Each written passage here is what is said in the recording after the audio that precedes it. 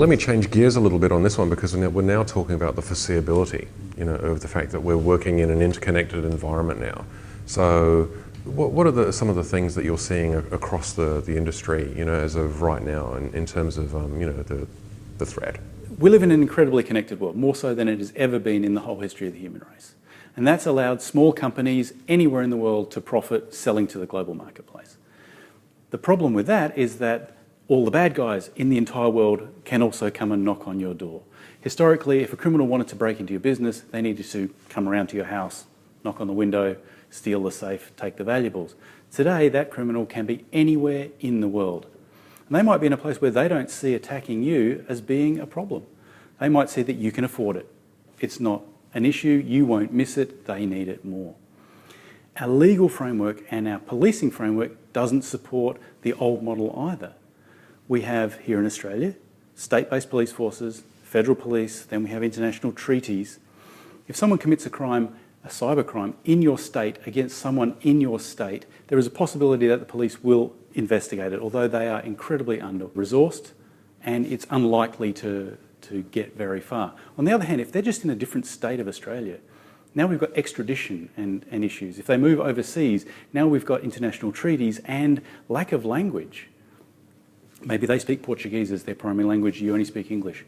How do you call up their ISP and say, this guy's attacking me, when they, one, have no relationship with you, don't even share a language, and who knows who you are making this phone call? That's as bad as the attacker doing a social engineering exercise. So we live in a weird Wild West world. Maybe that's what WWW is really, weird Wild West world, where everyone is taking the benefit of it, but not quite understanding the downside that comes attached to that. And clearly we are profiting. We're a more profitable and safer world than we've ever been. But we just need to keep a handle on what it might mean and who can come out there and have a go at us, because to them it might not be a problem. So it almost sounds like you're saying this is just a redistribution of wealth, and we seem to be managing. So where's the real problem? It is to some extent, but it also feels a lot like insurance fraud. Where people go, oh, it doesn't matter if I overclaim on my insurance policy because they're a big rich insurance company and they can afford it. They are probably a big rich insurance company because everyone's paying their premiums, everyone's doing the right thing, everyone is getting paid when they need to. And everyone's premiums are going to go up. And everyone's premiums are going to go up. The people who cheat the system cheat everybody. Yes, the insurance company will pay, but they're not going to lose net. They're going to put their premiums up, we're all going to pay. Society is in the same place. The criminal element just is going to push the cost up to everybody. Now, redistribution of wealth is almost certainly a social thing that we want, and there are ways to achieve that. I would much prefer they built a nice new app than hacked into my system and stole all of my stuff. And I'd prefer the smart people worked on the good side rather than the bad side. But we live in a practical, real world. That's not always going to happen.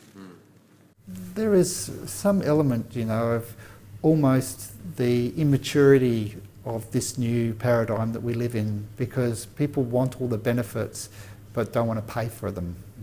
It's like your children. They want the new phone, they want this, they want that, they want to be able to go out, they want to be able to watch more TV. They want all of these wants that we have. We want to be able to do all of these things, and we want to do them now, but we don't want to pay the price of going, well, let's just take a breath and go, well, if we do this, there are consequences involved in doing that, and make a sane choice. Children don't make sane choices because they can't have that consequence, that risk-reward conversation. They don't see, they just see all the reward. I just want to do it.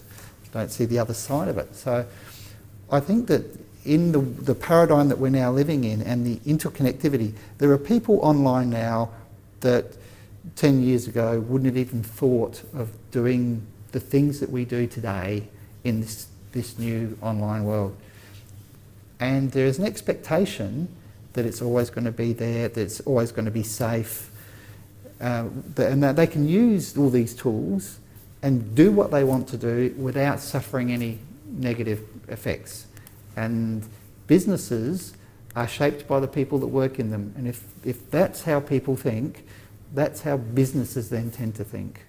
The culture of the business is quite often set by the thoughts, deeds and values of the executives pushing down, and how they drive that, and that shared opportunity of making a change in the way that we think about how we handle what's important to us is something that needs to be driven from the top. I don't think you can get away with the IT manager deciding that this is a good thing to do, that we're going to better protect our information, because he doesn't know what he's trying to protect.